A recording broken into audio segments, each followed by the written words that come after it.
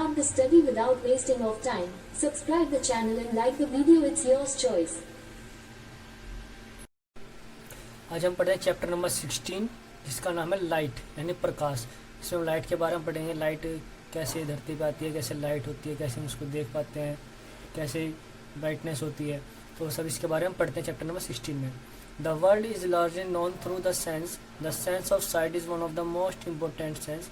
Through it we see mountains, rivers, trees, plant, chair, people and so many other things around us. जो light है ये भी एक तरह की सेंस है, इसको हम सेंस बोल सकते हैं, जो हम इसको महसूस कर पाते हैं, जिसके थ्रू हम क्या देखते हैं, प्लांट्स देख पाते हैं, रिवर्स देख पाते हैं, चेयर्स, पीपल और जो बहुत सारी चीज़ें हमारे आसपास उन सबको हम देख पाते हैं।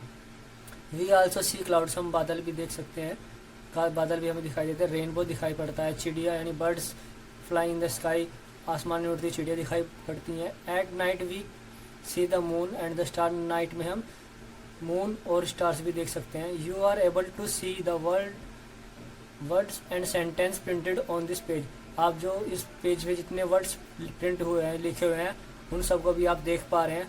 How is seeing made possible, यह देखना जो हम देख पा रहे हैं कैसे संभव है, हम कैसे देख पा रहे हैं इनको। तो चलिए पढ़ते हैं 16.1 पॉइंट में क्या लिखा है। What makes things visible, क्या चीज़ों को देखने के लिए लायक बनाती है, या हम किस चीज़ों को किस तरह देख पाते हैं, किस वजह से हम उनको देख पा रहे हैं। Have you ever thought how we see various object, हम डिफरेंट ऑब्जेक्ट्स को कैसे देख पाते हैं, कि आपने सोचा है कभी। You may say that I see the object, आप कह सकते हैं हमारी आंखें हैं वही चीज़ों को देखती हैं, वही ऑब्जेक्ट्स को देख सकती हैं, उनके थ्रू हम देखते हैं। But can you see an object in the dark, क्या आप अंधेरे में कोई ऑब्जेक्ट देख सकते हैं। It means that eyes alone can not see any object, इसका मतलब यह है कि सिर्फ अकेली आँख ही ऑब्जेक्ट को नहीं देख सकती, आप सिर्फ आँख के थ्रू ऑब्जेक्ट को नहीं देख सकते। It is only when light from an object enter our eyes that we see the object, यह सिर्फ तभी संभव है जब किसी ऑब्जेक्ट से लाइट रिफ्लेक्ट होकर हमारी आंखों में आए, तभी हम उसको देख सकते हैं। जैसे आप किसी रूम में चले जाए जिसमें अंधेरा हो, तो वहाँ पे आपको कुछ नहीं दिखाई देगा, क्योंकि वहाँ पे कोई रोशनी रिफ्लेक्ट होकर आपके आइज में नहीं आ रही है। तो सिर्फ आंखें होने से मतलब ये नहीं है कि हम देख पाएंगे, वहाँ पे लाइट होना भी जरूरी है, अगर लाइट होगी तभी हम कुछ चीज़ देख पाएंगे। May have been emitted by the object और may have been reflected by it, या तो वे ऑब्जेक्ट से एमिटेड हो रही हूँ, मतलब वो ऑब्जेक्ट से निकल रही हूँ रेज में, या फिर ऑब्जेक्ट के थ्रू वे रिफ्लेक्ट होकर आ रही हो। You learn in class 7 that a polished और shiny surface can act as a mirror, आपने पिछली क्लास 7 में पढ़ा होगा, जो कोई सरफेस होती है पॉलिश हुई हो, या सरफेस पे कोई शाइनी सरफेस हो, तो उस पे क्या होता है कि कुछ भी चीज़ जब रे उस पर गिरती है तो रिफ्लेक्ट करती है, और वो जो चीज़ है सरफेस है वो एक शीशे की तरह काम करती है। आप कोई चिकनी चीज़ देखिए जिसको हम बोलते हैं शाइनी सरफेस, बिल्कुल प्लेन होगी, वो एक शीशे की तरह दिखाई देगी, अगर आप उसमें अपना चेहरा देखोगे तो दिखाई पड़ेगा। Mirror changes the direction of light that falls on it, जब मिरर पे शीशे पे कोई रेंज वो पड़ती है, रिफ्लेक्शन पड़ता है लाइट का, तो उसकी डायरेक्शन चेंज कर देता है। Can you tell in which direction the light falling on the surface be reflected, क्या आप बता सकते हैं कि जो मिरर पे लाइट की रेज पड़ी है वो किस डायरेक्शन में रिफ्लेक्ट करेगी और किस डायरेक्शन में वो गिरी है उसके ऊपर, यानी उसका रिफ्लेक्शन एंगल क्या होगा, कैसे रिफ्लेक्ट करेगी, कहाँ रिफ्लेक्ट करेगी, किधर जाएगी और क्यों जाएगी। तो इसमें पढ़ते हैं लॉज ऑफ रिफ्लेक्शन के लॉज, क्या क्या लॉ है रिफ्लेक्शन के। Fix a white sheet of paper on a drawing board on a table to take comb and close all its opening except one in handle. You can use a strip or black paper for this purpose. Hold the comb perpendicular to the sheet of paper, throw light from a torch through the opening of the comb from one side, जैसे figure में दिखाया गया है 16.1 में। With slight adjustment of torch and the comb you will see a ray light along the paper. On the other side of the comb, keep the comb and the torch steady. Place a strip of plain mirror in the path of the light ray.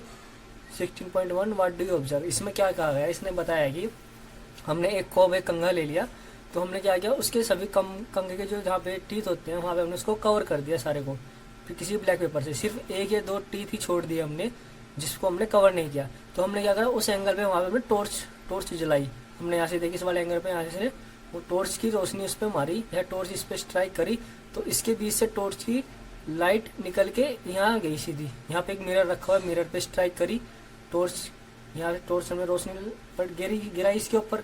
यहाँ से एक रे निकली, उसके बीच से होके com के teeth के बीच से होके रे निकली, और रे कहाँ पे गई सीधी शीशे पे यानी मिरर पे टकराई, और मिरर पे टकराने के बाद वो रिफ्लेक्ट होगी और कुछ उसके आर पार निकल, क्योंकि ट्रांसपेरेंट मिरर था ये। ट्रांसपेरेंट भी हो सकता है और रिफ्लेक्शन वाला भी हो सकता है। तो जैसे इस पे स्ट्राइक करी वो रिफ्लेक्ट होगी किसी भी डायरेक्शन में, किसी भी डायरेक्शन में रिफ्लेक्ट हो सकती है। तो हमने क्या ऑब्जर्व किया कि वो जो हमने रेस पे करी वो रिफ्लेक्ट होगी। आफ्टर स्ट्राइकिंग द मिरर, जब वो मिरर पे स्ट्राइक करी यानी रे कॉम से निकलकर मिरर पे स्ट्राइक करी, द रे light is reflected in another direction. जो रे थी वो किसी दूसरी डायरेक्शन में रिफ्लेक्ट होगी यानी किसी दूसरी डायरेक्शन में मुड़ के चली गई। द लाइट रे विच strike any surface is called incident ray, यानी जो रे किसी भी चीज पर रिफ्लेक्ट डायरेक्शन पे जा रही है, किसी भी सरफेस पे स्ट्राइक कर रही है, उसको हम इंसिडेंट रे कहते हैं।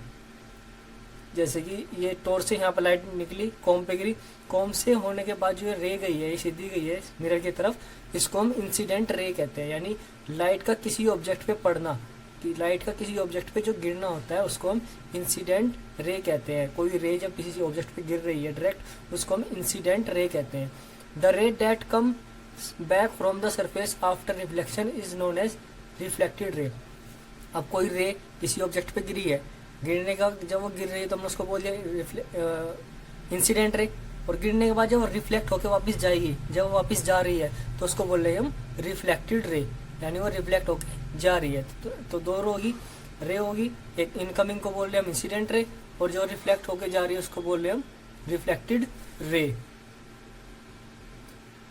तो यहाँ पढ़ते हैं, a ray of light is an idealisation in reality. We have a narrow beam of light which is made up of several rays. For simplicity we use term of rays of narrow beam of light. यहाँ पे activity दी गई है 16.1 angle of incident ray and angle of reflected ray, यानी जिस angle से रे आई और जिस एंगल से रे गई वो यहाँ पे नोट करके बताने हैं। तो इस एक्टिविटी में दिखा गया, draw lines showing the position of the plane mirror, the incident ray and the reflected ray on the paper with the help of your friend. Remove the mirror and comb, draw a line making an angle of 90 degree to the line representing the mirror at the point where the incident rays strike the mirror. This is known as the normal. तो इसमें क्या किया है कि जैसे यहाँ से एक रे इंसिडेंट हुई इस मिरर पे यहाँ पे, और यहाँ से फिर ये रिफ्लेक्ट होकर इधर गई, ठीक है। यहाँ से इंसिडेंट हुई इस लेफ्ट साइड से ये वाली रे, और रिफ्लेक्ट होकर इधर गई, किसी भी साइड हो सकती है। तो इन दोनों के बीच में सेंटर से एक लाइन ड्रॉ कर दी, जिसको हम क्या बोलते हैं नॉर्मल। उसको क्या बोला जाता है नॉर्मल। वो पॉइंट जहाँ से इंसिडेंट रे और रिफ्लेक्टेड रे, इंसिडेंट के टकराने के बाद जहाँ से रिफ्लेक्टेड रे मुड़ गई है, वहाँ से जो एक परपेंडिकुलर लाइन खींची गई है सेंटर से, ये इसको नॉर्मल कहा गया है, जो दोनों लाइन के दोनों रेज के बीच में है। तो यहाँ से एक नॉर्मल ड्रॉ कर दिया। Between the normal and incident ray is called the angle of incidence, यानी नॉर्मल और इंसिडेंस के बीच में जो एंगल बनेगा उसको क्या कहा जाता है, एंगल ऑफ इंसिडेंस कहा गया है। That is I, the angle between the normal and the reflected ray is also known as angle of reflection.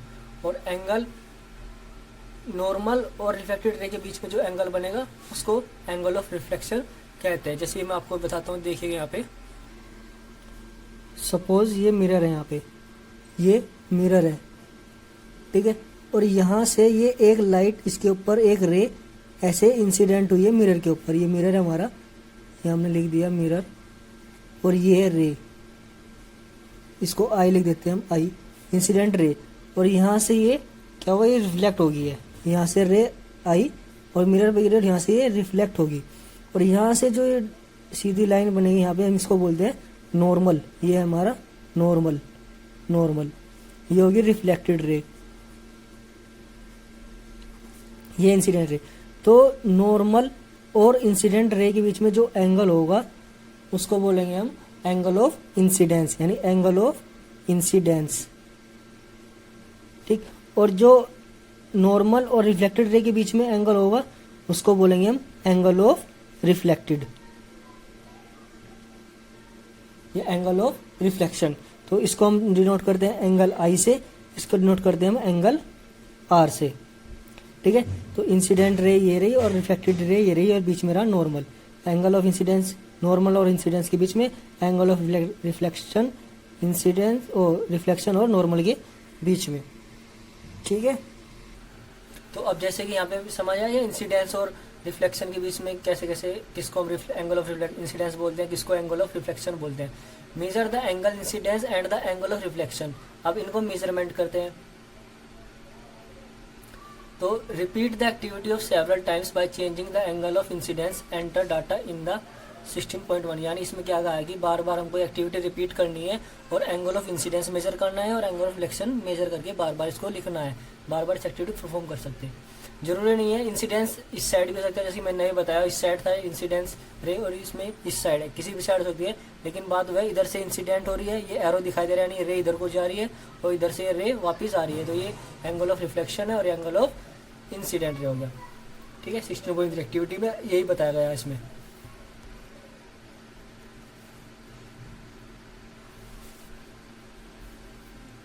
तो इस एक्टिविटी में आपको यही लिखना है, बार बार एंगल मेजर करना है। एंगल ड्रॉ करके आप डी के थ्रू भी एंगल मेजर करके लिख सकते हैं। तो एक एक्टिविटी ये दी गई है 16.2 में, perform activity 16.2 again, this time use a sheet of stiff paper और a chart paper, let the sheet project little beyond the edge of the table. Fig number 60.4, cut the projecting portion of the sheet in the middle, look at the reflected ray, make sure that the reflected ray extend to the project portion of the paper, bend that part of the projected portion on which the reflected ray falls. Can you still see the reflected ray? Bring the paper back to the original position. Can you see the reflected ray again?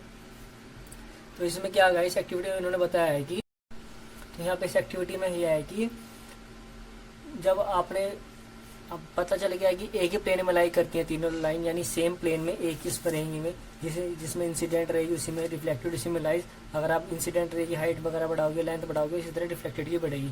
लेकिन when you bend the paper, जब आपने paper को bend कर दिया एक side से, you created different plane, आपने क्या किया उसके लिए रिफ्लेक्टेड लाइट के लिए डिफरेंट प्लेन क्रिएट कर दिया जो कि इंसिडेंट से अलग है। तो उसमें क्या होगा, आपको रिफ्लेक्टेड लाइट शो नहीं होगी, रिफ्लेक्टेड रे नहीं शो होगी। तो इसका मतलब ये है कि कुल मिला के the incident ray and the normal at the point of incident and the reflected रे और लाइन सेम प्लेन, ये तीनों एक ही प्लेन में लाइज करते हैं। This is another law of reflection.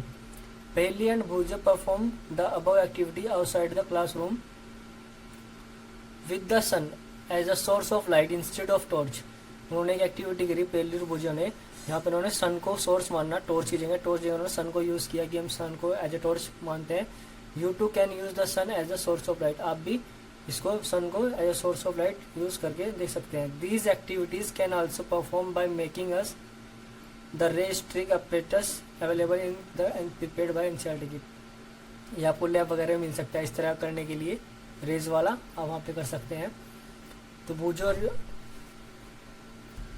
इसमें यहाँ पे जो भूजो remembered that in class 7 he had studied some features of the image of an object formed by a plane mirror।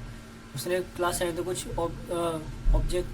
कुछ फीचर्स पढ़े थे ऑब्जेक्ट फॉर्मेशन के प्लेन मिरर के through. Plane mirror से जो इमेज बनती है कैसे पड़ती है, तो पहले क्या दिया, वाज द इमेज इरेक्ट और upside down, was it of same size as the object, did the image appear at the same distance behind the mirror as the object was in front of it, could it be obtained on screen. वो कहती है कि जो image होती है क्या वो जैसी जितना उसका इमेज का साइज होता है, ऑब्जेक्ट का जो इमेज बनती है उसमें भी उतना ही साइज बनता है, सेम साइज की होती है, दोनों का साइज सेम होता है जो हम देख रहे हैं। क्या जो इमेज शीशे में दिखाई दे रही है वो शीशे के पीछे भी सेम ऐसी ही दिखाई पड़ती है क्या। तो ये सब उसके माइंड में क्वेश्चंस आए थे। तो इसी के ऊपर एक एक्टिविटी दी गई है, एक्टिविटी पढ़ते हैं यहाँ पे हम, ये वाली 16.3। A source of light O is placed in front of a plane mirror PQ। एक सोर्स O, ये कोई ऑब्जेक्ट है, ऑब्जेक्ट O यहाँ पे, ये P और Q, चलिए मैं एक बार इसको पहले रीड कर देता हूँ फिर बताता हूँ। Is place in front of plane mirror P Q, two rays O A and O C are incident, दो rays O A and O C उस पर इंसिडेंट हो रही है, 16 पॉइंट फिगर में दिखाया गया है। Can you find the out the direction of the reflected रे, क्या आप रिफ्लेक्टेड रे की डायरेक्शन फाइंड कर सकते हैं। Draw normal to the surface of the mirror P Q, जो पी क्यू मिरर है उसके ऊपर एक नॉर्मल ड्रॉ कर दिया at the point A and C, A और सी पॉइंट से। Then draw the reflected ray at the point A and C, फिर वहाँ से रिफ्लेक्टेड रे हमने ड्रॉ कर दी। How would you draw these rays, आप इन रेज को कैसे ड्रॉ करोगे, ये कर सकते हैं। Can the reflected ray A B and C D respectively extend them further, do they meet, extend them backward, do they meet, if they meet mark this as I for the viewers eyes E, do not do the reflected rays. तो इसमें से कहने का मतलब यह है कि यहाँ पे ये कोई एक ऑब्जेक्ट है, ठीक है, ऑब्जेक्ट रखी, यहाँ से इसकी दो इंसिडेंट रे आ रही है, एक ए एंगल पे, एक सी एंगल पे, ठीक है, यहाँ पे आ रही है दो। तो यहाँ पे जो है ये ई वाला पोर्शन दिख रहा है, यहाँ पे एक आंख बनी हुई है, ये ई आंख बनी हुई है, यहाँ पे ये आंख बनी हुई है। तो इसने इसका रिफ्लेक्टेड एंगल लिया, जैसे ये यहाँ से इंसिडेंट रे ए आई और यहाँ मिरर पे स्ट्राइक करे, यहाँ से ये रिफ्लेक्टेड रे बी चली गई, ए से रिफ्लेक्टेड आई बी से चली गई, रिफ्लेक्ट हो गई, ए से इंसिडेंट हुई बी से रिफ्लेक्ट होकर चली गई। फिर वो ये वाली रे सी वाली सेकंड वाली सी इंसिडेंट हुई और ये रिफ्लेक्टेड होगी, ये डी होगी। तो इसने कहा कि जो ये रिफ्लेक्टेड रे आ रही हैं, जो मिरर से आ रही हैं, दो रिफ्लेक्टेड रे यहाँ से आ रही है, यहाँ से आ रही है, क्या ये बियॉन्ड द मिरर के पीछे ये मिल सकती है। हाँ, यहाँ पे दोनों रे अगर हम इनको ड्रॉ करें ऐसे डॉटेड लाइन में, तो ये दोनों रे आपस में यहाँ पे एक तरह से मिलती हुई दिखाई देंगी, दोनों की दोनों एक पॉइंट पे मिलती हुई दिखाई देंगी, जो कि हम एक यहाँ से ई आई पॉइंट से हम इसको देख सकते हैं। और इसको हमने क्या पॉइंट दिया, आई पॉइंट दिया। तो appear to come from the point I since the reflected ray do not actually meet at I, जो ये जो हमें दिखाई दे रही है या आई पॉइंट पे मिलती हुई, वैसे एक्चुअली मिलती नहीं है, लेकिन हमें सिर्फ मिली हुई दिखाई देती है, जैसे ये दोनों एक ही पॉइंट पे मिली हुई है, but only appear to do so, ऐसा दिखाई देती है कि मिली हुई है। We say that virtual image of the point O is formed as at I, हम कह सकते हैं जो वर्चुअल इमेज O की है वो एट पॉइंट I पे बनी हुई है। As you have learn already in class 7, such image can not be obtained on screen, आपने क्लास 7 तक पढ़ा होगा, इस तरह की इमेज स्क्रीन पर नहीं ली जा सकती। तो इसमें जो पी क्यू वाला प्लेन था, ये मिरर, इस पर दिखाई गई थी ओ वाली इंसिडेंट और रिफ्लेक्टेड रे, और यहाँ पे इसकी एक इमेज बन रही थी जो सिर्फ बनती हुई दिखाई देती है, रियल फॉर्म में नहीं बनती वो। तो ऐसे ही यहाँ पे दिखाया गया है ये 16.6 एक्सरसाइज में, ये दूसरी एक्टिविटी का है। यहाँ पे you may recall that an image found by a mirror, the left of the object appear on the right and the right appear on the left, this is known as in lateral inversion. एक lateral inversion होता है, lateral inversion किसे कहते हैं, जैसे कोई mirror है, कोई इमेज आपके लेफ्ट में है तो मिरर में आपको आपके राइट में दिखाई देगी, यानी जो इमेज लेफ्ट में बन रही है वो राइट में दिखाई देगी, जो राइट में बन रही है वो लेफ्ट में दिखाई देगी, एक दूसरे के अपोजिट दिखाई देते हैं। इस चीज़ को क्या कहते हैं, लेटरल इन्वर्जन कहते हैं, ठीक है।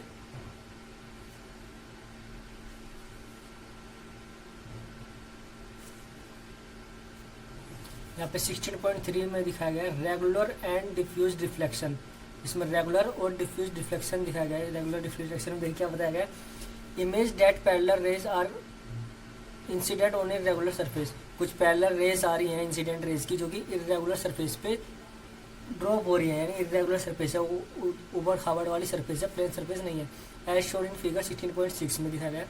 Remember that the laws of reflection are valid at each point, जो लॉज ऑफ रिफ्लेक्शन है वो हर पॉइंट पे वैलिड करता है सरफेस के। Use this law to construct reflected ray, इन उस लॉ को यूज करते हुए रिफ्लेक्टेड रे का कंस्ट्रक्शन करना है west point. Are they parallel to another one another, you will find that these rays are reflected in different direction. तो इसमें क्या है कि जो ये प्लेन है नीचे वाला, एक ऊपर दाबड़ वाला प्लेन है, तिरछा दिखाया गया, ऊपर नीचे करता हुआ दिखाया गया, इसलिए ये प्लेन है, और ये ऊपर से जो है इंसिडेंट रे इस पे इंसिडेंट हो रही है, इस पे ड्रॉप हो रही है। तो प्लेन सेम प्लेन एक जैसा ना होने की वजह से में डिफरेंट डायरेक्शन में रिफ्लेक्टेड हो रही है। जैसे इस रे का ये यहाँ पे आई इंसिडेंट रे और ये रिफ्लेक्टेड इस रे में हो गई, इस डायरेक्शन में हो गई। ये वाली यहाँ से आई, ये रिफ्लेक्टेड इस वाली डायरेक्शन में हो गई, लेफ्ट में हो गई। ठीक है, ऐसे ये इस डायरेक्शन से आई, ये इस साइड में रिफ्लेक्टेड होगी। तो इसी तरह के जो है दिखाया गया है parallel raise incident on irregular surface, यानी इरेगुलर सरफेस है, जो रेगुलर सरफेस नहीं है उस पर इंसिडेंट हो रही है। Rays reflected from irregular surface, और ये इरेगुलर सरफेस से रिफ्लेक्टेड हो रही है, यानी जो ऊंची नीची सतह है उससे रिफ्लेक्टेड होती दिखाई दे रही है। किस किस डायरेक्शन में जा रही है, ये इधर से इधर को मुड़गी, ये वाली रे यहाँ से आई तो ये इधर को मुड़गी। तो when all the parallel rays reflected from a plane surface are not parallel, when all the parallel rays reflected from a plane surface are not parallel, the reflection is known as diffused or irregular reflection। जब parallel raise का जो reflection होता है plane surface से वो parallel नहीं होता, यानी जिस डायरेक्शन से आ रही है उसके पैरेलल वो नहीं रिफ्लेक्ट करती, तो उसको हम डिफ्यूज्ड और इरेगुलर रिफ्लेक्शन कहते हैं। जैसे कि इंसिडेंट रे जिस एंगल से आई उसी एंगल से वापस नहीं जा रही है, तो उसको हम डिफ्यूज्ड या इरेगुलर रिफ्लेक्शन कहेंगे। जिस एंगल से इंसिडेंट रे आ रही है उस एंगल से वापस नहीं जा रही है, क्योंकि इरेगुलर सरफेस या अनप्लेन सरफेस होने की वजह से, तो उसको हम क्या कहते हैं, डिफ्यूज्ड या इरेगुलर रिफ्लेक्शन कहते हैं। Remember that the diffused reflection is not due to failure of law of reflection. याद रहे ये जो होता है इरेगुलर डिफ्यूजन जो होता है ये लॉ ऑफ फेलियर की वजह से नहीं होता। It is caused by the irregularities in the reflecting surface. यह होता है जो हमारी सरफेस है उसमें इरेगुलर सरफेस होने की वजह से होता है। लॉ तो हमारा भी वही है, इंसिडेंट रे जिस एंगल से किसी प्लेन पे ड्रॉप करेगी सेम उसी एंगल से वो रिफ्लेक्टेड हो जाएगी। लेकिन जो इमेज जो हमारी सरफेस है वो अगर सही तरह से नहीं हुई है, बनी हुई है, उल्टी मतलब मुड़ी टूटी हुई है या प्लेन नहीं है, किसी भी तरह का उसमें स्लोप वगैरह है, तो वहाँ से जो है रिफ्लेक्टेड एंगल जो है वो डिफरेंट हो जाएगा। तो उसको हम क्या कहते हैं, डिफ्यूज या इरेगुलर रिफ्लेक्शन कहते हैं। Like that on a cardboard, जैसे कार्डबोर्ड पर हो रखा है। On other hand reflection from a smooth surface like that a mirror is called regular reflection. और अगर वही रिफ्लेक्शन किसी एक प्लेन शीशे पे किया जाए तो उसको हम रेगुलर रिफ्लेक्शन कहते हैं। Image are found by regular reflection, ये इमेज बनी है। देखिए इस वाली इमेज में ये जो दिखाई गई है और ये जो ऊपर दिखाई गई है इसमें क्या डिफरेंस है, इन दोनों में डिफरेंस यही दिखाया गया है कि जो नीचे हमारा मिरर है, जो ये मिरर लिया गया है ये प्लेन है, बिल्कुल प्लेन मिरर लिया गया है, ठीक है। और उसमें क्या था, उसमें ऊंचा नीचा था, रेगुलर नहीं था, इसकी रेगुलर शेप थी, तो इसी वजह से जो एंगल ऑफ रिफ्लेक्शन था वो भी डिफरेंट था। और इसका प्लेन सरफेस होने की वजह से एंगल ऑफ रिफ्लेक्शन सेम है एंगल ऑफ इंसिडेंस के, तो इसको बोलते हैं हम रेगुलर रिफ्लेक्शन और इसको बोलते हैं हम इरेगुलर रिफ्लेक्शन। ये उसको हम डिफ्यूजली बोलते हैं, जिसमें रिफ्लेक्शन सेम डायरेक्शन में नहीं होता। अब यहाँ पे पढ़ते हैं हम, do we see all the object due to reflected light. क्या हम जितने ऑब्जेक्ट देखते हैं लाइट के रिफ्लेक्शन की वजह से ही देखते हैं। Nearly everything you see around is seen due to reflected light. जो भी आप अपने चारों तरफ देखते हैं वो लाइट के रिफ्लेक्टेड की वजह से ही हमको दिखाई देता है। मून, जैसे कि मून भी हमको लाइट की रिफ्लेक्शन की वजह से ही दिखाई देता है। For example, receive light from the sun and reflect it. जो मून है हमारा और चांद से सूरज से लाइट को रिसीव करता है, लेता है और रिफ्लेक्ट करता है, और फिर वो हमारी आइज में आके रिफ्लेक्ट होती है, आइज हम आंखों में आके पड़ती हैं और हमको दिखाई देती है। That's how we see the moon. इस वजह से हम मून को देख पाते हैं। The object which shine in the light of other object are called illuminated object. यानी जो ऑब्जेक्ट्स, कोई जो वस्तु दूसरी वस्तु की लाइट की वजह से हमें दिखाई पड़ती है उसको हम इल्यूमिनेटेड ऑब्जेक्ट कहते हैं।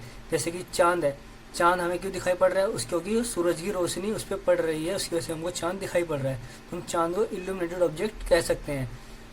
Can you name some other such objects. क्या आप कुछ ऐसे ऑब्जेक्ट्स के नाम बता सकते हैं। There are other object which give their own light. कुछ ऑब्जेक्ट ऐसी हैं जो अपनी लाइट खुद प्रोड्यूस करती हैं, खुद लाइट एमिट करती हैं। सच एज, जैसे कौन सी है, सन जो है अपनी लाइट खुद प्रोड्यूस करता है, खुद लाइट देता है। फायर, आग जलती है उससे भी लाइट प्रोड्यूस होती है। फ्लेम ऑफ कैंडल, यानी मोमबत्ती जो फ्लेम होती है उससे लाइट प्रोड्यूस होती है। इलेक्ट्रिक लैम्प, उससे लाइट प्रोड्यूस होती है। तो यहाँ पे क्या कहना चाह रहे हैं, their light fall on our eyes, उनकी जो लाइट है, रोशनी जो निकल रही है सूरज से या मोमबत्ती से, वो हमारी आंखों में आगे गिरती है, यानी हमारी आंखों पे आगे पड़ती है एक तरीके से। That is how we see them, इसी वजह से हम उनको देख पाते हैं। The object which emit their own light are known as luminous object, जो ऑब्जेक्ट अपनी लाइट खुद प्रोड्यूस करते हैं उनको ल्यूमिनस ऑब्जेक्ट कहते हैं। यहाँ पे दो चीज़ बताई गई है। सबसे पहली बात तो जो ऑब्जेक्ट किसी दूसरी लाइट के वजह से चमकती है उसको हम बोलते हैं इल्यूमिनेटेड ऑब्जेक्ट। यानी कोई दूसरी लाइट है, जैसे सन है, सन की लाइट चांद में पड़ रही है, हमको दिख रहा है, तो चांद हमारे एक तरीके से क्या होगा, इल्यूमिनेटेड ऑब्जेक्ट हो गया। अब जो ऑब्जेक्ट अपनी लाइट खुद प्रोड्यूस कर रही है, जैसे सूरज अपनी लाइट प्रोड्यूस कर रहा है, आग जल रही है वो भी लाइट प्रोड्यूस कर रही है, उन ऐसी ऑब्जेक्ट को हम बोलते हैं ल्यूमिनस ऑब्जेक्ट। ठीक है, अब हम पढ़ते हैं, I have question, can reflected raise be further reflected in incident on another, क्या हम जो रिफ्लेक्टेड रेज हैं उनको हम दोबारा रिफ्लेक्ट कर सकते हैं एज इंसिडेंट के रूप में। Let us find out. Reflected light can be reflected again, reflected light को दोबारा रिफ्लेक्ट किया जा सकता है। Recall the last time you visit a hair dresser, she he make you sit in front of a mirror after your hair cut is complete. आपने कभी देखा होगा, जब आप कभी गए होंगे बार्बर की दुकान पे, जब आपके बाल काटता है तो आपको एक मिरर के सामने बैठा देता है, और जब आपकी कटिंग कट जाती है, बाल कट जाते हैं, तो एक मिरर आपके बैक साइड में यानी गर्दन के पीछे भी रखता है, वो दिखाता है, ये फिर लगा होता है। He hold the mirror behind you, वो आपके पीछे मिरर को होल्ड करता है। To show you how the hair has been cut, आपको दिखाने के लिए कि आपके बाल कैसे कटे हैं। Do you know how you could see the hair at back of your head, क्या आप जानते हैं जो आपके सिर के पीछे के बाल हैं वो आपको फ्रंट वाले मिरर में कैसे दिखाई दे रहे हैं। जैसे ये वाली इमेज दिखाई है, ये लड़का बैठा है तो इसका फेस तो दिखाई दे रहा है सामने वाले मिरर में, लेकिन इस मिरर में, इस बड़े वाले मिरर में ही एक और मिरर के साथ एक इमेज आ रही है जो उसकी बैक साइड की है, यानी पीछे की साइड है, गर्दन की पीछे की साइड भी दिखाई दे रही है। तो ये कैसे विजिबल है, ये पहली recalls having a constructed a periscope as an extend, ये एक्टिविटी बताई है, पहले इसके बारे में बता देते हैं। तो ये जो है एक तरह का रिफ्लेक्शन है, ये भी रिफ्लेक्टेड रे को दोबारा रिफ्लेक्ट किया जा रहा है। जैसे कि जो इमेज इस वाले मिरर में, जो इमेज इस मिरर में बन रही है, जो व्यक्ति लिए खड़ा है पीछे, इस मिरर में इमेज बनी इसकी पीछे की, और वही इमेज दोबारा रिफ्लेक्ट होकर कहाँ पे दिखाई दे रही है, सामने वाले बड़े मिरर में दिखाई दे रही है यहाँ पे। तो ये लाइट को दोबारा, रिफ्लेक्टेड रेज को दोबारा रिफ्लेक्ट किया गया है। पहली recalls having constructed a periscope as an extend activity in class 6th. The periscope make use of two plane mirror. Can you explain how reflection form? The two mirror enables you to see the object which are not visible directly. Periscope are used in submarine tanks and also by soldier in bunkers to see things outside. पहले ने एक class में एक project बनाया था जिसमें एक periscope बनाया, जिसमें दो प्लेन मिरर को यूज़ करके एक रिफ्लेक्शन टाइप का एक मिरर बनाया था, दो मिरर को यूज़ करके। तो उसमें क्या करता है कि वो जो है वो ज़्यादातर कहाँ पे यूज़ किया जाता है, वो यूज़ किया जाता है सबमरीन में, टैंक्स में, और सोल्जर्स द्वारा यूज़ किया जाता है। जो आउटसाइड की चीज़ें होती हैं उनको देखने के लिए उसको यूज़ किया जाता है। मल्टीपल इमेजेस क्या होते हैं, ये मल्टीपल इमेजेस का एग्जांपल भी यही है जो यहाँ पे दिखाया गया है 16.5 में मल्टीपल इमेज कैसे बनती है। Your answer that plane mirror form only a single image of an object. हम जानते हैं जो प्लेन मिरर है वो एक ही इमेज बनाता है, सिंगल इमेज बनाता है ऑब्जेक्ट की। What happen if two plane mirror are use in combination, क्या हो अगर दो मिरर का कॉम्बिनेशन किया जाए, यानी दो मिरर को एक साथ यूज़ किया जाए तो क्या होगा। एक मिरर एक इमेज बनाता है, और अगर दो कर दिया जाए तो वहाँ पर इमेज कितनी बनेगी और कैसे बनेगी। तो ये एक्टिविटी परफॉर्म करिए इसी बेस पे। यहाँ पे दो मिरर हैं, ये एक मिरर ये है लेफ्ट साइड में, एक मिरर ये है लेफ्ट साइड में, इन दोनों को एक तरीके से जोड़ दिया। चलिए पहले पढ़ते हैं फिर समझाते हैं। टेक टू प्लेन मिरर्स, दो प्लेन मिरर लिए, set them at right angle to each other, उनको एक 90 डिग्री या राइट एंगल पे उनको ज्वाइन कर दिया दोनों को, एक मिरर ये और एक मिरर ये, इन दोनों को ज्वाइन कर दिया। To hang them you can use adhesive, उनको आप जोड़ने टेप या कुछ एडिसिव यूज़ कर सकते हैं। Place a coin between the mirror, how many image can do you see. एक मिरर ये रहा, एक मिरर ये रहा, तो यहाँ पे इन दोनों को जोड़ दिया बीच से, और यहाँ पे एक ही हमने क्या रख दिया, कोइन रख दिया, सिक्का। तो अब इसकी कितनी इमेजेस दिखाई देंगी, कितनी इमेजेस आपको दिखाई देंगी। तो एक इमेज तो ये तो मिरर है ही ओरिजिनल, इसकी इमेज यहाँ पे इस वाले मिरर में दिखाई दे रही है यहाँ पे, और यही इमेज फिर इस वाले सिक्के की इमेज यहाँ भी दिखाई दे रही है, और फिर यही इमेज आपको इसमें रिफ्लेक्टेड होकर दिखाई देगी। लेकिन आपको उसको अलग अलग एंगल से देखना होगा। यहाँ पे ये इमेज 2D में है, आप इसको नहीं देख पाएंगे, तो अगर आप इसको घर में ट्राई करें तो आपको काफ़ी सारी इमेजेस दिखाई देंगी। Now hang the mirror using the adhesive tape at different angles. अगर आप उसको अलग अलग एंगल पर चेंज करिए और मेजर करिए किस तरह की इमेजेस और कितनी इमेजेस आपको दिखाई पड़ती है एंगल चेंज करने से।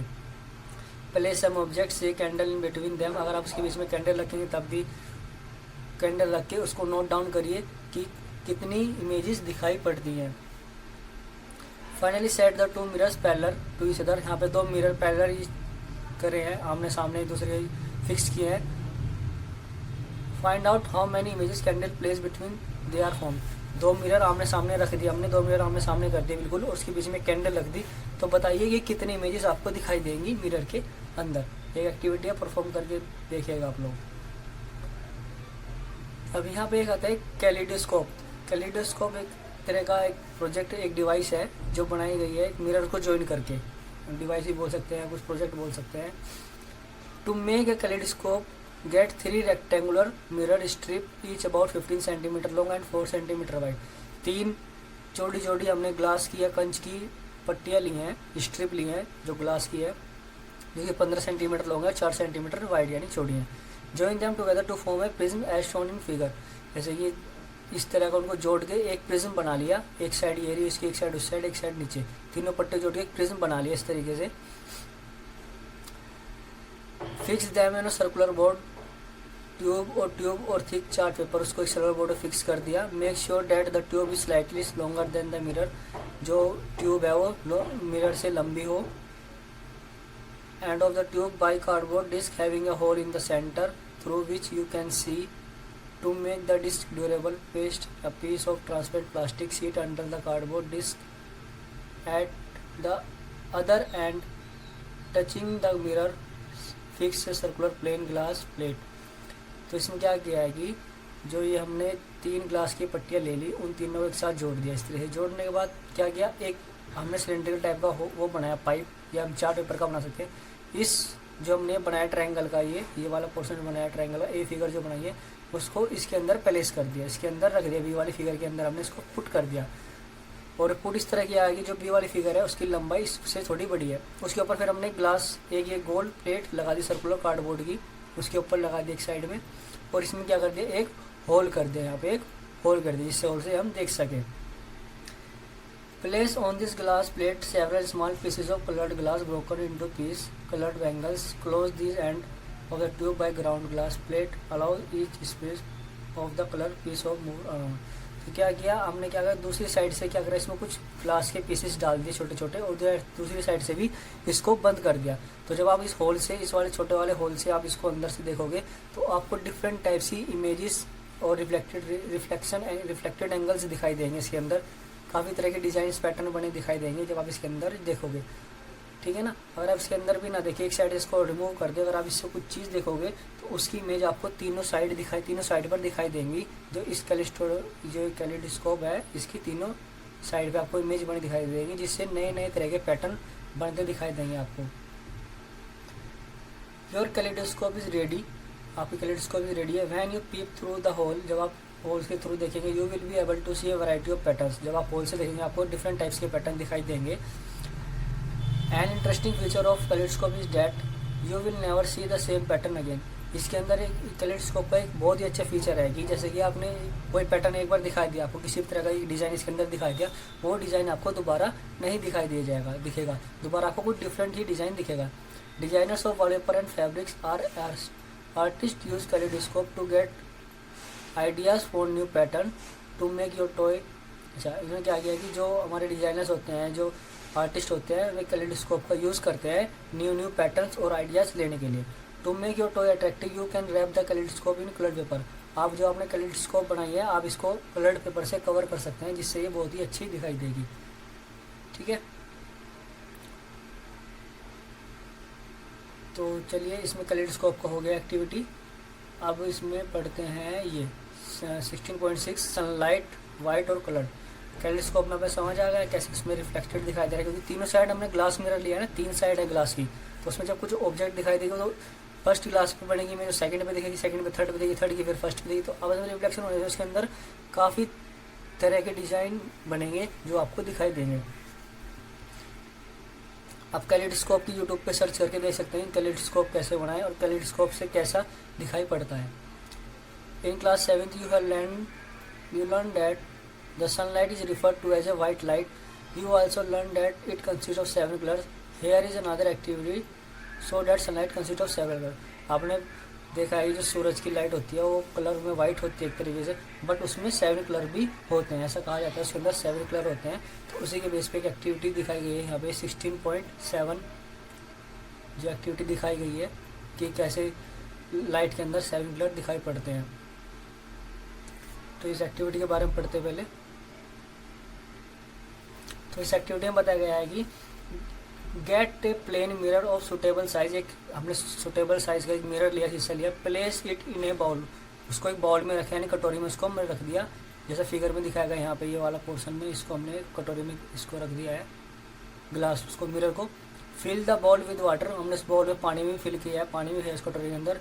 दिस अरेंजमेंट नियर विंडो, ये अरेंजमेंट आपको एक विंडो के पास करना है जहाँ सनलाइट आ रही हो। In such a way that direct light fall on the mirror, जो लाइट है वो डायरेक्ट आपके मिरर पे गिरे। Adjust the position of bowl so that the reflected light from the mirror falls on a wall.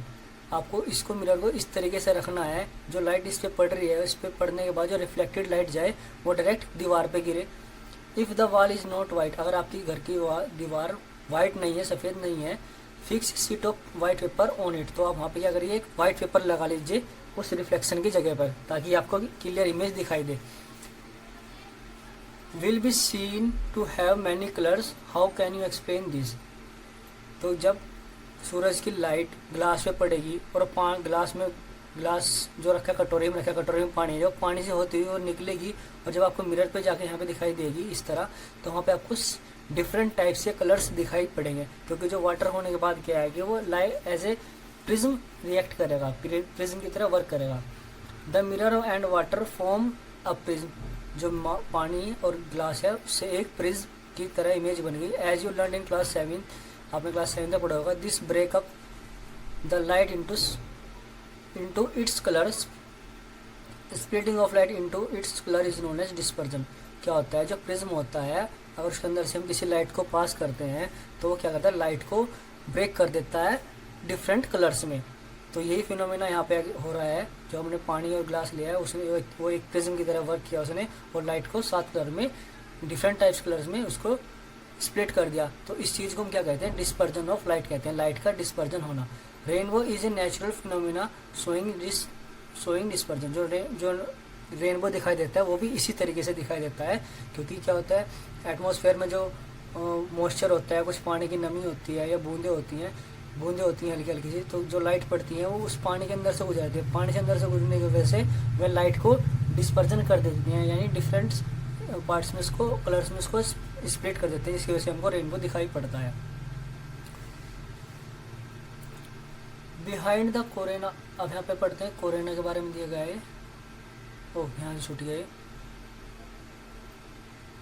16.7 पढ़ते हैं, activity complete होने के बाद ये दिया गया, what is inside our eyes, हमारी आँख के अंदर की तरफ क्या है, कैसे हमारी आँख से हम देख पाते हैं, कैसे हमारी आइज वर्क करती है।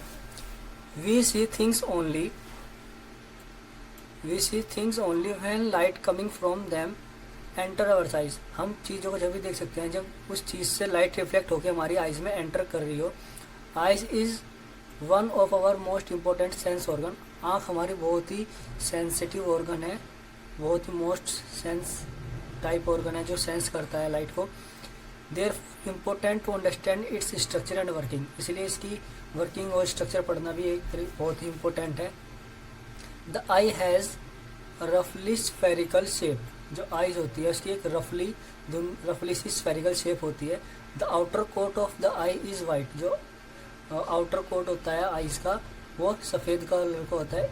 It is tough so that it can protect the interior of the I from accident. यह बहुत ही टफ होता है जो कि हमारी आइज़ को प्रोटेक्ट करता है डिफरेंट टाइप्स के एक्सीडेंट होने से, कुछ भी किसी तरह की एक्टिविटी से। It's transparent front part is called cornea. इसका जो फ्रंट पार्ट है ट्रांसपेरेंट वाला, उसको कॉर्निया कहा जाता है। उसको क्या बोलते हैं? कॉर्निया बोलते हैं। जो फर्स्ट फ्रंट पार्ट होता है, ये देखिए, अब आपको दिखाता हूँ मैं इसके अंदर जो इमेज दिखाई है, इसमें कॉर्निया का है ये वाला, ये जो ऊपर वाला पार्ट है ये कॉर्निया लिखा हुआ है यहाँ पे, ये दिखाया गया है कॉर्निया, इसको बोलते हैं हम cornea. Behind the cornea, cornea के पीछे we find a dark muscular structure called iris.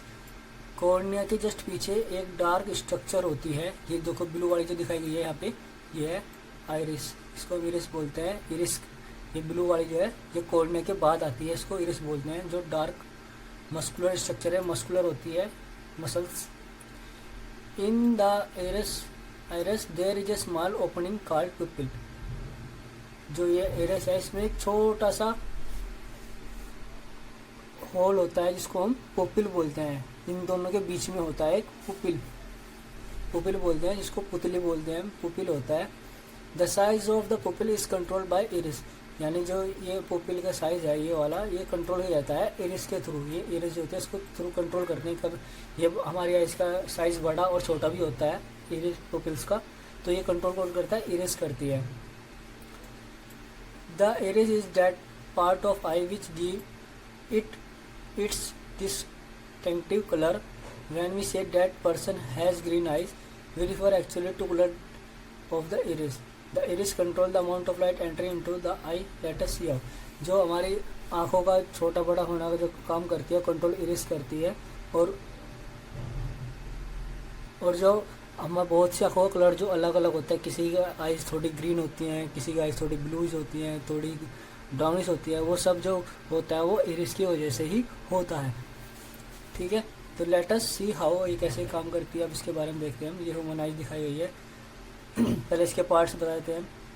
यहाँ पे रेटिना, इसको रेटिना बोलते हैं। यहाँ पे जो पोर्शन होता है पीछे की तरफ, ये यहाँ पे ऑप्टिक नर्व हैं जो हमारी ब्रेन की तरफ जा रही होती हैं सिग्नल लेके। ये क्लेरी मसल्स हैं यहाँ पे। ये एरीज हो गया, ये लेंस हो गया, इसको लेंस बोलते हैं। ये लेंस हो गया हमारा। ठीक है, तो इसके बारे में पढ़ते हैं। Class 7। The lens focus light on the back of the eye on a layer called retina. जो लेंस फोकस करता है वो फोकस करने के बाद कहाँ पे जाती है? वो यहाँ पे रेटिना पे इमेज बनती है। लेंस जो फोकस करता है, जो लेंस से दिखाई पड़ रहा है, वो इमेज हमारी कहाँ बनती है? रेटिना पे बनती है। जाके यहाँ पे पीछे जो रेटिना दिखाया गया है ये रेटिना पे बनती है। The retina contains several nerve cell. जो रेटिना होता है इसमें बहुत सारी सेल्स होती हैं, छोटी छोटी नर्व सेल्स होती हैं। Sensation felt by nerve cells are then transmitted to the brain through the optic nerve.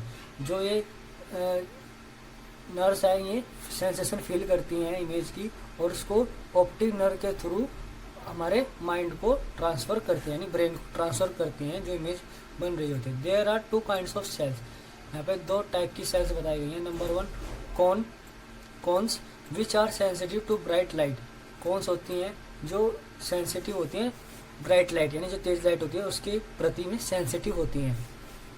दूसरी है rods which are sensitive to dim light, जो कि डिम लाइट के प्रति सेंसिटिव होती है, यानी जब डिम लाइट होगी उसको सेंस करेगी, जब ब्राइट लाइट होगी तो उसको कौन्स है वो सेंस करेगा। तो कौन्स सेंस करेगा ब्राइट लाइट को, रोड्स सेंस करेगी डिम लाइट को। कौन sense colour at the junction of the optic nerve. जो कौन्स है वो कलर को भी सेंस करता है कहाँ पे? जहाँ पे जंक्शन होता है ऑप्टिक नर्व्स का, यानी जंक्शन यानी जहाँ पे मेल होता है, इनका जॉइंट होता है, यहाँ पे वो कौन जो है कलर को भी सेंस करता है। And the retina, junction of the optic nerve and the retina. There are no sensory cell so no vision is possible at the spot, this is called blind spot. तो इसमें मतलब ये है कि इसमें जब कोई सेंसिंग पॉइंट नहीं होता या कोई सेंसरी सेल्स नहीं होती और वहाँ पे कोई विजन नहीं हो पाता उस स्पॉट पर, तो हम उसको क्या बोल देते हैं? ब्लाइंड स्पॉट बोल देते हैं। जब यहाँ पे सेंसरी नर्व पे किसी तरह कोई सेंस नहीं हो पाता या कोई सेंस नहीं कर पाते किसी इमेज वगैरह को, तो वहाँ पे क्या होता है? कोई विजन नहीं होता, तो वहाँ पे हम ब्लाइंड स्पॉट उसको बोल देते हैं, ब्लाइंड स्पॉट बोल देते हैं। It existence can be demonstrate as follow. इसका एक डेमोन्स्ट्रेशन दिखाया गया है, उसको यहाँ पे फॉलो करते हैं। क्या क्या दिखाया गया है ये हम पढ़ते हैं। एक्टिविटी 16.8 में इसमें बताया गया है, look into your friends eyes, observe the size of people. अपने दोस्त की आंख में देखिए और साइज का पिपल का साइज ऑब्जर्व करिए। Throw light on her eyes with the torch, उसकी आंख पर लाइट मारिए टॉर्च के through. Observe the pupil now, और पिपल को ऑब्जर्व करिए। Switch off the torch and observe her pupil, torch को बंद करिए और फिर दोबारा ऑब्जर्व करिए पिपल को। Do you notice any change in the size of people, क्या आपने पिपल जो है उसके साइज में कोई चेंज देखा। In which case was the pupil larger, किस केस में पिपल लार्जर होगी। Why do you think it's was so, यह आपने सोचा है कि यह क्यों होता है। In which case do you need to allow more light in the eye when the light is dim और ब्राइट। क्या किया कि उसने अपने फ्रेंड को ये सामने खड़ा किया और उसकी आंख पे टॉर्च मारी, आंखों में टॉर्च मारी। तो जब टॉर्च ऑन करी, जब ऑब्जर्व किया पिपल में कैसा रिएक्शन हुआ। जब टॉर्च बंद करी, जब पिपल में ऑब्जर्व किया कैसे रिएक्शन, यानी एक टाइम तक आगे पिपल बड़ी हो जाएगी, एक टाइम में पिपल का साइज छोटा हो जाएगा। आंख की जो पुतली है उसका साइज बड़ा होगा, छोटा होगा। वो कब हुआ, क्यों हुआ और कैसे हुआ, इसके बारे में बताया गया। Behind the people of the I is a lens which is thicker in centre, जो पिपल है उसके पीछे जो लेंस है वो बहुत ही थिकर होता है। What kind of lens is thicker at the centre, recall what you learn about the lens.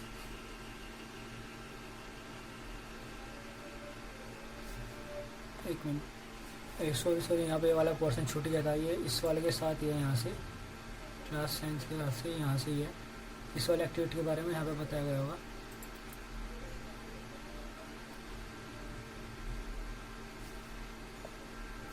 Activity 16.9 पढ़ते हैं। क्या देखा है, make a round mark and a cross on a sheet paper with the spot to the right of the cross. The distance between two marks may be 6 to 8 centimeter. Hold the sheet of paper at an arm's length from the eye. Close your left eye. Look continuously at the cross. Move the sheet slowly towards you. Keep your eyes on the cross. What do you find? क्या किया गया, एक page ले, एक sheet ले, वहाँ पे 2 निशान बनाए, क्रॉस का, एक डॉट का। तो इसको हमने थोड़ा अपने हाथ थोड़ी दूर रखा और एक आंख से इसको देखा और इसको अपनी और बढ़ाया। दोनों की डिस्टेंस 6 से 8 सेंटीमीटर है। क्लोज योर लेफ्ट आई, हमने एक आंख बंद करके कंटिन्यूसली इसको देखा। Look continuously at the cross, cross continuously देखा। Move the sheet slowly towards you, sheet को थोड़ा अपनी तरफ को बढ़ाया। Keep your eyes on the cross, और हमने आंख कंटिन्यूस क्रॉस पे रखी है, कंटिन्यूस क्रॉस को देख रहे हैं और सीट को अपनी तरफ बढ़ा रहे हैं।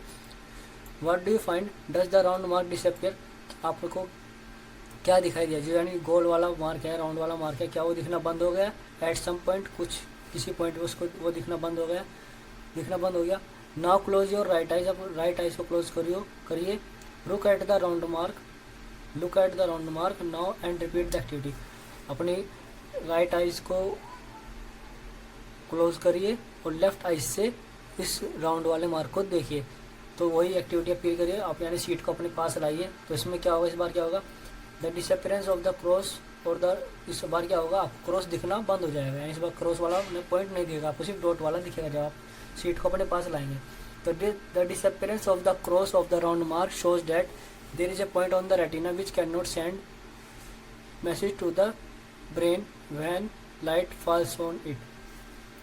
क्या कहता है कि ताकि रेटिना पर एक पॉइंट है, उस समय जब आपको ये वाले पॉइंट नहीं दिखाई दे रहे हैं, क्रॉस और राउंड वाले, उस समय क्या करता है, रेटिना में जो पॉइंट है वो ब्रेन को मैसेज सेंड नहीं कर पाता जब उस पर लाइट पड़ रही होती है।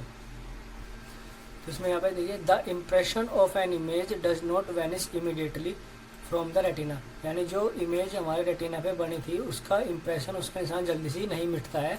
It persist there for all about 1/16 of second, यानी 1/16 पार्ट ऑफ द सेकेंड जो है, सेकेंड तक वो हमको दिखाई देता रहता है।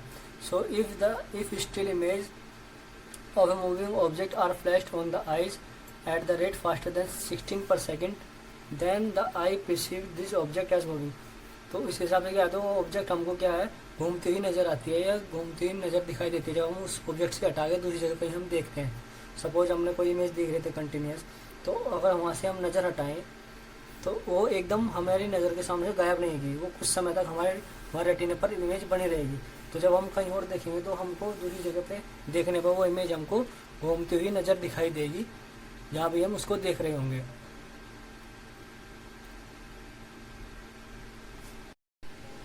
तो यहाँ पे बताया गया है the impression of angle does not vanish immediately from the retina, यानी रेटिना पर जो इमेज बनी हुई है वो एकदम से गायब नहीं होती है। It persist there for about 1/16 of second, यानी सेकंड के 16वें हिस्से तक वो इमेज वहीं पे बनी रहती है, वो एकदम गायब नहीं होती। So if still image of a moving object are flashed on the eye at the rate faster than 16 per second, यदि कोई इमेज मूविंग होती 16 पर सेकेंड से ज़्यादा तक स्पीड से दिखाई जाती है, तो then the eye perceives this object as moving, तो उस ऑब्जेक्ट को जो है वो ऑब्जेक्ट को मूविंग करते हुए पाया जाता है। जैसे हमें ऑब्जेक्ट मूव कर रही है, मूव करती हुई दिखाई देती है। अगर वो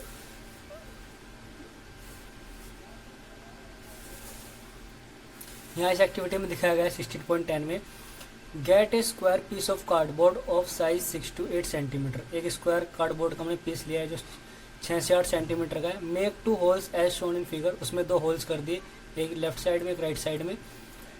draw paste a cage on one side of the cardboard and bird on other side, एक साइड तो उस कार्डबोर्ड हमने एक केज यानी केज बना दिया जाल, दूसरी साइड पे हमने ये एक बर्ड की पिक्चर बना दिया, यानी एक साइड जैसे बुक है, बुक के अगली साइड हमने एक तरफ वो बना दिया पक्षी और दूसरी तरफ उसके केज बना दिया। इस तरह हमने कार्डबोर्ड पे दोनों साइड चीजें बना दी। Twist the steering and make the card twirl rapid, do you see the bird in the cage. तो इसमें क्या किया, जैसे इसने ये वाली इमेज बना दी, ठीक है, एक तरफ पक्षी है एक तरफ एक केज है, जाल है, तो उसमें दोनों साइड धागे बांध दिए दोनों कॉर्नर पे और उसको ट्विस्ट कर दिया। जैसे हम बैबलेट चलाते थे ना, बैबलेट ऐसे घुमा के उसको ट्विस्ट कर लेते थे, ऐसे इसको ट्विस्ट कर दिया और फिर जब उसको उसने खींचा तो वो रोटेट किया, तो रोटेट करते समय क्या दिखाई दिया कि जो ये पक्षी है ये इस केज के अंदर दिखाई देगा, जबकि इस केज के अंदर नहीं है। ये देखिए खाली इस इमेज में दिखाया गया है जो पक्षी है उसके अंदर दिखाई देगा केज के। तो ये है कि जो हमारी आइज पे जो हमारी इमेज है वो 1/16 सेकंड के हिस्से के बराबर जो जब तक रहती है, तो इसमें जब वो तेजी से घूम रहा है तो वो पिछली हमने जो एक बार इमेज देखी वो अब तक हमारी रेटिना पे थी, इसी दौरान दूसरी इमेज आ गई, उसी दौरान दूसरी इमेज आ गई। तो ऐसे इमेज बार बार आने की वजह से क्या हुआ कि पहली इमेज हमारी रेटिना में से गायब नहीं हुई थी, जबकि दूसरी इमेज आ गई, तो हमें जो ये पिक्चर दिखाई दे रही है वो घूमती नजर दिखाई दे रही है, जिसके वजह से हमें ये पक्षी इस पिंजरे के अंदर दिखाई दे रहा है। The movies that we see are actually a number of separate picture in the proper sequence। जो मूवीज देखने में भी एक तरीके से पिक्चर्स के रूप में सेपरेट होती हैं, अलग अलग पिक्चर्स होती हैं जो हम मूवीज देखते हैं। They are made of move across the eye usually at the rate of 24 per second. उनको 24 पिक्चर पर सेकेंड की स्पीड से उनको दिखाया जाता है, फास्टर देन 16%, 16 पर सेकेंड की स्पीड से ज़्यादा तर। जब हम 16 पे तो हम इसको देख पाते हैं, 16 तक तो मिनिमम रहती है, लेकिन उसको 24 पिक्चर पर सेकंड की स्पीड से दिखाया जाता है, जिससे हमको भी पिक्चर मूविंग करती हुई दिखाई देती हैं। Nature has provide eye with eyelids to prevent any object from entering the eyes. जो नेचर है यानी कुदरत हमको जो आईलिड्स दिए हैं, हमारी जो आईज हैं उसके ऊपर आईलिड्स दिए हैं जिससे हम अपनी आईज को प्रिवेंट कर सकते हैं। Eyelids also shut out when the light not required. Eyelids बंद हो जाती हैं जब लाइट की रिक्वायरमेंट नहीं होती। Eye is such a wonderful instrument that it normally can clearly see distance object as well as object nearby. Eye जो है बहुत ही अच्छा कह सकते हैं हम इंस्ट्रूमेंट एक तरह का नॉर्मली, जो बहुत ही अच्छे से बहुत ही क्लियरली चीज़ों को देख सकती है जो दूर हों और पास में भी हों। The minimum distance at which the eye can see object distinctly varies with age. एक मिनिमम डिस्टेंस होती है उम्र के हिसाब से कि हम ज़्यादा दूर का नहीं देख पाते, ज़्यादा पास का नहीं देख पाते। ये एज के अकॉर्डिंग डिफरेंट होती जाती है, जैसे जैसे हमारी आई साइट वीक होती जाती है। The most comfortable distance at which one can read with normal I is about 25 centimetre. यदि हमें कोई इमेज देखनी है या कुछ भी चीज़ हमें पढ़ना है या कोई भी चीज़ हमें अच्छे से क्लियर देखनी है, तो हमारी उस ऑब्जेक्ट की और हमारी आँख की दूरी जो होनी चाहिए कम से कम 25 सेंटीमीटर होनी चाहिए। यानी मिनिमम जो गुड डिस्टेंस है जो होनी चाहिए वो 25 सेंटीमीटर होनी चाहिए हमारी आँख और ऑब्जेक्ट के बीच में। अगर आप उससे 25 सेंटीमीटर से पास लाओगे तो हमको चीज़ ब्लर दिखाई देगी, धुंधली दिखाई देगी, हम उस पर सही से फोकस करके नहीं देख पाएंगे। तो मिनिमम जो एज डिस्टेंस होनी चाहिए वो 25 सेंटीमीटर होनी चाहिए किसी इमेज को सही तरीके से देखने के लिए। Some person can see object close to them clearly but cannot see distance object so clearly. On the other hand, some person cannot see object close by clearly but they can see distance object quite well. कुछ लोग क्या होते हैं कि जिनके पास कुछ बंदे यानी पर्सन पास की ऑब्जेक्ट को नहीं देख पाते, कुछ व्यक्ति पास की ऑब्जेक्ट को नहीं देख पाते अच्छे से, कुछ होते हैं कि जो दूर के ऑब्जेक्ट को अच्छे से नहीं देख पाते। Lenses these defects of the eye can be corrected. ये एक तरह की डिफेक्ट हो जाते हैं हमारे आइज में कि हम दूर का नहीं देख पा रहे, पास का नहीं देख पा रहे, तो इनको करेक्ट किया जा सकता है, इनको ठीक किया जा सकता है। Sometimes particularly in old age eye sight become foggy. कुछ अधिकतर क्या होता है, कई बार क्या होता है कि जो हमारी उम्र बढ़ती है, हम ओल्ड एज हो जाते हैं, एज हमारी ओल्ड हो जाती है, हम काफ़ी बूढ़े हो जाते हैं, तो हमारी आई साइट जो है वो फोगी हो जाती है, धुंधली हो जाती है, हमको ठीक से दिखाई नहीं देता। It is due to the eye lens. ये किसकी वजह से होता है? ये आई लेंस की वजह से होता है। बिकम क्लाउडी, जो हमारा आई लेंस है वो क्लाउडी हो जाता है, धुंधला पड़ जाता है। व्हेन इट हैपन्स, जब ये होता है, person are said to have contract. जब आँख का लेंस धुंधला पड़ जाता है तो उस समय कहा जाता है कि पर्सन का लेंस कॉन्ट्रैक्ट हो चुका है, उसको कॉन्ट्रैक्ट कहा जाता है। कॉन्ट्रैक्ट नहीं कैटरैक्ट, सॉरी कॉन्ट्रैक्ट नहीं कैटरैक्ट है वो। Person are said to be cataract. There is a loss of vision sometimes extremely severe. जब ये ज़्यादा बढ़ जाता है तो क्या होता है कि विजन, आँख की रोशनी भी एक तरीके से चली जाती है, बिल्कुल दिखाई देना बंद हो जाता है। It is possible to treat this defect. The opaque lens is removed and a new artificial lens is inserted. यह ठीक किया जा सकता है कि जो नेचुरल लेंस है उसको रिमूव करके एक आर्टिफिशियल लेंस लगा दिया जाता है उसकी जगह पे, जिससे ये कैटरैक्ट जो है ये ठीक हो जाता है। Modern technology has made this procedure simple and safer. जो मॉडर्न टेक्नोलॉजी है उसकी वजह से यह प्रोसेस, यह वर्क करना सिंपल हो गया और बहुत ही ज़्यादा सेफ हो गया है। तो 16.8 पॉइंट में पढ़ते हैं हम care of the eyes. Eyes की देखभाल कैसे करते हैं, क्या करना चाहिए, कैसे होती है केयर आइज़ की। It is necessary that you take proper care of your eyes. यह बहुत ही महत्वपूर्ण है कि आप अपनी आँख की सही तरह से देखभाल करें। If there is any problem you should go to an eye specialist, have a regular checkup. अगर आपकी आँख में किसी प्रकार की कोई समस्या होती है तो आपको एक आई स्पेशलिस्ट के पास जाना चाहिए फॉर रेगुलर चेकअप के लिए।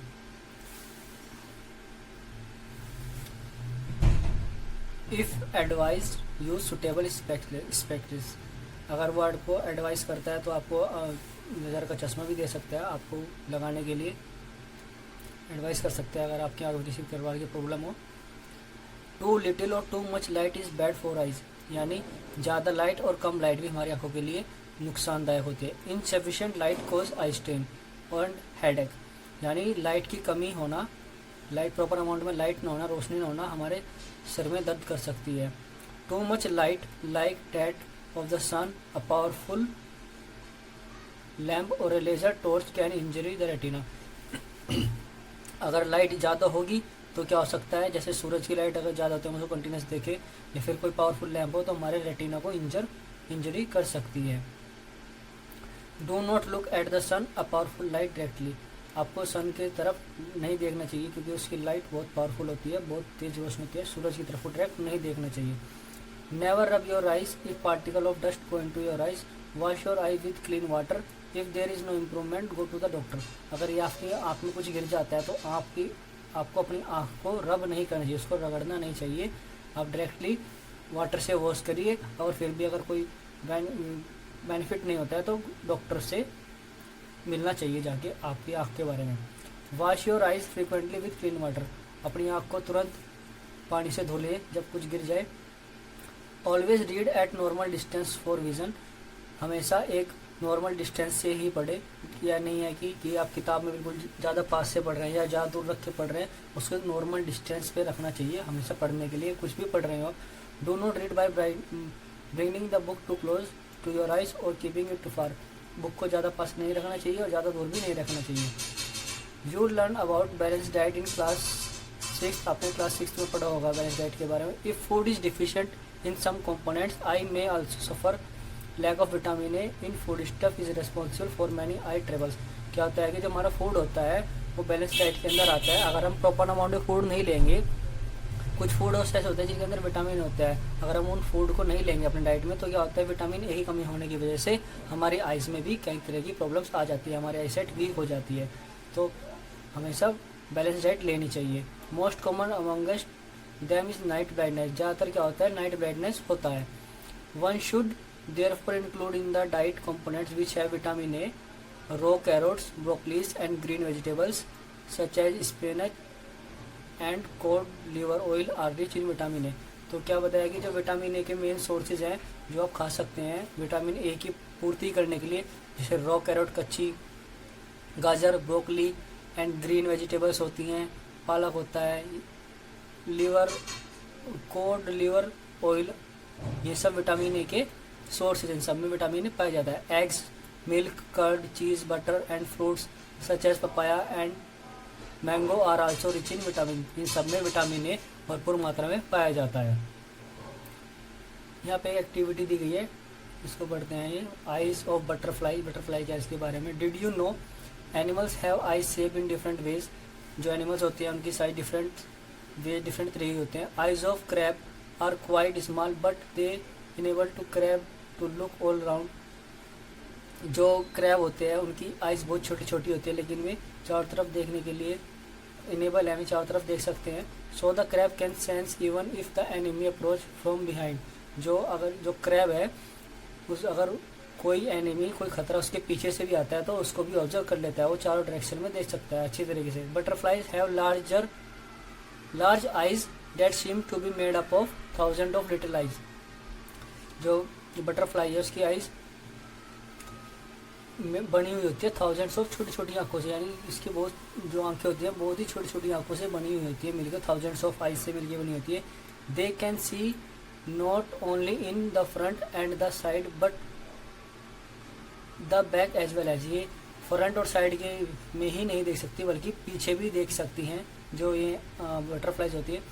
अ नाइट बर्ड आउल, जो रात में उल्लू होता है इसको हम आउल बोलते हैं, can see very well in the night. वो नाइट में बहुत ही अच्छे से देख सकता है but not during the day, लेकिन वो दिन में नहीं देख सकता। On the other hand day light birds like kite, eagle can see well during the day but not in the night. जैसे आउल है, उल्लू, वो रात में बहुत अच्छे से देख सकता है। कुछ पक्षी ऐसे जैसे काइट हुई, ईगल हुई, ये दिन में तो अच्छे से देख सकते हैं लेकिन ये रात में नहीं देख सकते। जैसे उल्लू रात में देख सकता है, वो दिन में नहीं देख सकता। The owl has a large cornea and large pupil to allow more light in its eye. जो उल्लू है उसका जो कॉर्निया है वो बहुत बड़ा होता है, पुपिल भी बहुत उसकी बड़ी होती है जो लाइट को अलाउ करता है। Also it has on its retina a large number of rods and only few cones. इसी प्रकार जो उसका रेटिना होता है उसमें लार्ज नंबर ऑफ रोड्स होती है और कोन्स जो होते हैं बहुत ही कम क्वांटिटी में होते हैं। हमने अभी ऊपर पढ़ा था रोड्स और कोन्स क्या होते हैं, RODS रोड्स और CONS कोन्स क्या होते हैं। The day birds on the other hand have more cones and fewer rods. और जो बर्ड्स होती हैं वे उनके क्या होते हैं, उनके कोन्स ज़्यादा होते हैं और जो रोड्स होती हैं वे कम होती हैं, आँखों में रोड्स कम होती है बर्ड्स की। तो ये डिफरेंस बताया था किस एनिमल्स में क्या क्या ज़्यादा होता है, किसी में कौन ज़्यादा है, किसी में रोड ज़्यादा है, कुछ दिन में देख सकते हैं कुछ रात में देख सकते हैं। ठीक है, और हमारा नेक्स्ट पॉइंट है, इसमें पढ़ते हैं visually challenged person can read and write. Some person including children can be visually handicapped. कुछ पर्सन और बच्चे होते हैं वे हैंडीकैप्ड होते हैं। They have very limited vision to see things. वे उनका जो विज़न होता है देखने का वो बहुत ही लिमिटेड होता है, वे चीज़ों को ठीक तरह से नहीं देख पाते। Some person can not see at all since birth. कुछ पर्सन ऐसे होते हैं जो जन्म से ही चीज़ों को नहीं देख पाते, यानी उनकी आंखें सही से किसी भी चीज़ को नहीं देख पाते, कम्प्लीटली ब्लाइंड होते हैं। सम पर्सन में loss their eye sight because of the disease. कुछ पर्सन जो होते हैं, कुछ व्यक्तियों की जो आई साइट होती है वो डिसीज़ की वजह से लॉस हो जाती है। Such person try to identify things by touching and listening to voice more carefully. कुछ पर्सन क्या करते हैं कि जिनको दिखाई नहीं देता वे चीज़ों को छूकर और आवाज़ से उनको पहचान करने की कोशिश करते हैं। They develop their other sense more sharply, वे इस चीज़ को बहुत ही शार्पली डेवलप कर लेते हैं, वे बिना देखे भी अपनी चीज़ को पहचान लेते हैं या वो इससे उसको आइडेंटिफाई करने की आदत डाल लेते हैं क्योंकि उनको ठीक से दिखाई नहीं देता। Additional resources can enable them to develop their capabilities further, कुछ डिफरेंट टाइप्स के सोर्सेज हैं जो इनको इस चीज़ की एबिलिटी को डेवलप करने में हेल्प करते हैं। अब यहाँ पर पढ़ते हैं हम what is barely system. Barely system क्या था, बेरली सिस्टम में क्या बताया, इसमें एक तरीके से पढ़ते हैं। बेरली सिस्टम है the most popular resource for visually challenge person barely, ये एक रिसोर्स है, पॉपुलर रिसोर्स है जो बेरली ने बनाया था, विजुअली चैलेंज जो नहीं देख सकते थे उनके लिए बनाया था ये। Louis Braille himself visually challenge person develop a system for visually challenge person publish in 1821, उन्होंने 1821 में एक तरह का ये विजुअली चैलेंज बनाया जो नहीं देख सकते थे उनके लिए, लुइस बेरलिन का नाम था। तो उन्होंने क्या बनाया, the present system was adopted in 1932, यह सिस्टम 1932 में अडॉप्ट किया गया। There is Braille code for common language mathematics and scientific notation, many Indian language can be read using Braille system, जो बेरली सिस्टम की लैंग्वेज है उससे। तो जो लुइस बेरली थे इन्होंने जो एक अपना अलग से कोड बनाया था, एक लैंग्वेज बनाई थी इसमें लिखने के लिए, जैसे कि जो नेत्रहीन होते हैं जिनको दिखाई नहीं देता वे इन चीज़ को पढ़ लेते थे। ये सिस्टम है जिसमें language mathematics and scientific notation को भी पढ़ा जा सकता था। Many Indian language can be read using Braille system, इनके सिस्टम के थ्रू डिफरेंट लैंग्वेज को पढ़ा जाता था। बेरली सिस्टम है 63 डॉट पैटर्न और करेक्टरिस्टिक्स, बेरली सिस्टम में 63 डॉट्स का पैटर्न है और करेक्टर्स हैं। Each character represent a letter, हर एक लेटर एक लेटर को रिप्रेजेंट करता है। A combination of letter, comma, word और grammatical science. Dots are arrange in cell of 2 vertical rows, जो डॉट्स हैं 2 वर्टिकल रोज में अरेंज की गई है, ऑफ 3 डॉट ईच, एक लाइन में 3 डॉट होती हैं, जैसे 2 इसमें 3 डॉट्स दिखाई गई हैं। Pattern of dot to represent some English letter, जो डॉट्स का पैटर्न है कुछ इंग्लिश लेटर को रिप्रेजेंट कर रहा है। And some common word are shown the below, और कुछ कॉमन वर्ड यहाँ पे दिखाए गए हैं, जैसे कि सी है, सी के लिए यहाँ पे 2 डॉट दिखाई गई हैं ये, फिर यहाँ पे इस वाले में एक डॉट दिखाई गई, फिर टी के लिए यहाँ पे ये डॉट दिखाई गई है। तो इसी तरीके से इसमें यहाँ पे इसको कैट पढ़ा गया है, यहाँ पे कैट। ऐसे ही फिर उसके लिए बनाया गया है, कोमा के लिए बनाया गया है, एंड के लिए बनाया गया है।